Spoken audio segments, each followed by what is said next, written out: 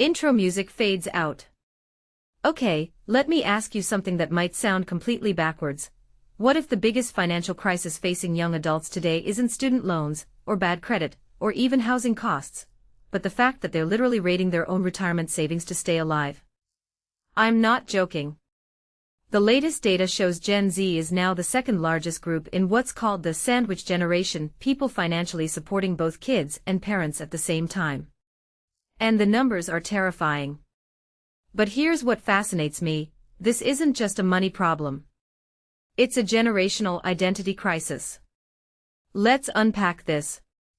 We've all heard the stereotypes: lazy, broke, obsessed with avocado toast. But when you actually look at the stats, something deeper is happening. 30% of Gen Zers have already taken money out of their retirement accounts to cover family expenses. 30%. That's almost twice the rate of millennials when they were the same age. And I keep wondering, why is this generation suddenly carrying the weight of two generations on their shoulders? Is it because their parents got hit by the 2008 crash? Because they're entering the workforce during another inflation nightmare? Or maybe because we've created a society where being a responsible adult now means choosing between your future and your family's present? One thing that immediately stands out to me is the emotional toll here. The study says 75% of Gen Z feels emotionally responsible for helping relatives, the highest of any generation. That's not just a statistic. That's a cultural shift. Millennials were supposed to be the burnout generation, right? But Gen Z is taking it even further. They're not just stressed about paying bills, they're internalizing this as a moral failing. Like, if they don't support their family, they're somehow bad people. Where does that pressure come from? TikTok? Family expectations? Or has the entire concept of adulthood become completely unsustainable?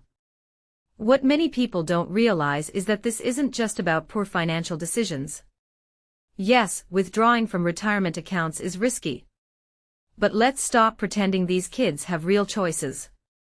When your parents' medical bills are piling up, or your kid needs daycare you can't afford, what exactly are your options? The system is broken. Healthcare costs are through the roof, housing markets are unlivable, and wages haven't kept up with inflation since before most of them were born. So when experts warn that these early withdrawals prevent decades of compound growth, my response is, how do you explain that to someone who's literally trying to feed two generations at once? This raises a deeper question: are we witnessing the collapse of the nuclear family model? Think about it: for decades, the ideal was two parents working, saving for retirement, then passing wealth to their kids. But now, Gen Z is already reversing that flow. They're giving money to their parents while supporting their own kids. That's not just a financial shift, that's rewriting centuries of economic tradition. And honestly, I'm not sure if this is a tragedy, or the birth of a completely new family structure we haven't even named yet. Here's the part that keeps me up at night: the long-term consequences. If this generation sacrifices their retirement now, who's going to support them in 30 years? Will we see a cycle where their kids have to support them too? Or does this finally force systemic change, better social safety nets, employer support, something? Personally, I think the bigger issue is that we keep treating this as a money management problem when it's actually a societal failure. Gen Z isn't bad with money, they're just the first generation that can't afford to be adults the way we've defined it for the past century. So what's the answer? The study suggests families should set realistic boundaries and factor responsibilities into financial plans. But let's be real, that advice sounds great in a white paper, but what does it mean when your mom calls crying because she can't afford her medication? Maybe the real takeaway here is that we need to stop shaming young people for this crisis. Maybe we should be asking why we've created a world where being compassionate literally bankrupts you. Pause, lean in toward camera. What do you think?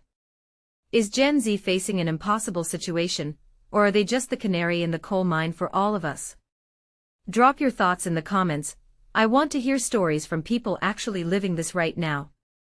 And if you found this breakdown eye-opening, hit that subscribe button, because we're just getting started unpacking why this generation might be the most financially screwed in modern history. Wink, but hey, at least they've got student debt to look forward to, right? Outro music fades in.